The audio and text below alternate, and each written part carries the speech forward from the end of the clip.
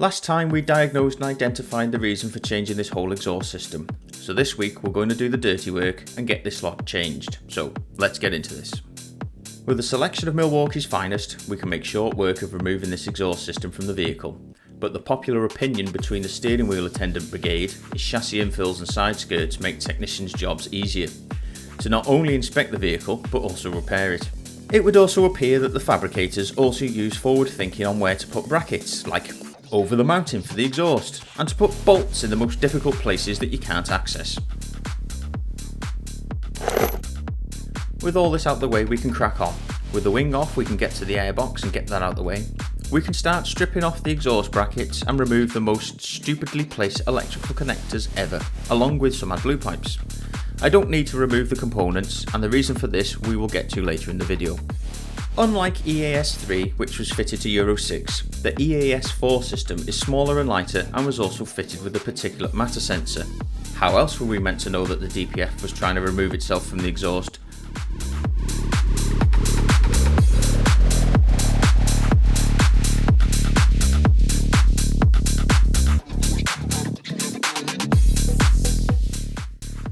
After getting the bolts out of the top of the bracket, we can pull the exhaust downpipe and get a pallet under the exhaust to get it off. It's that simple.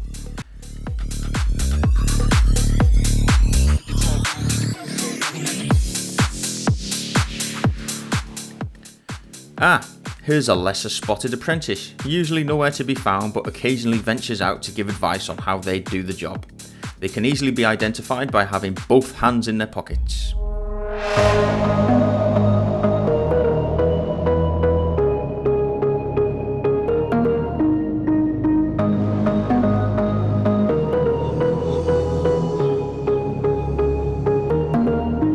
DAF supply these complete, believe it or not. You don't have to worry about temperature sensors not coming out, delta pressure sensors blocking up, or AdBlue dosing valves. It's all brand new and ready to go. It even comes with an EAS ECU.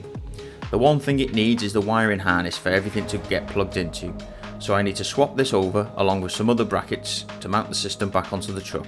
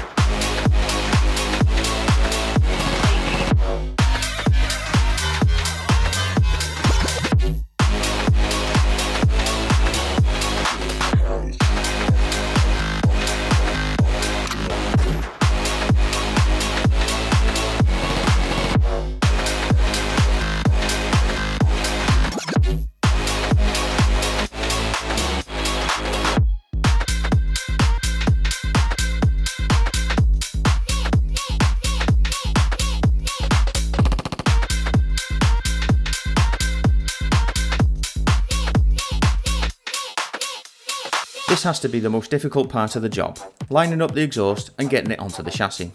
If it wasn't for the bodybuilders and these stupid brackets for this chassis infill, we'd have had this on in no time, but I have to work the system onto the brackets, but once that was done we were away with the reassembly of the system.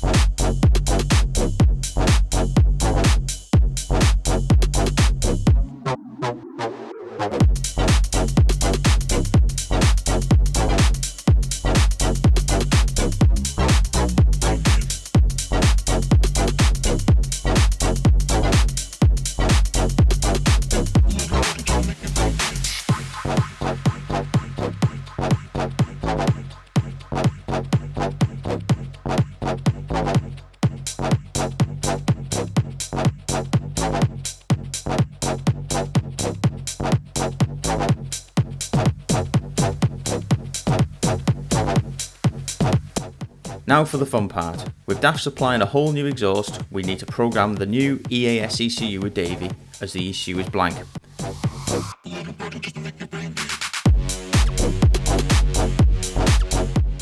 With a new file pulled from DAF servers, we can carry out this important step, which is telling the truck it's had a new DPF fitted.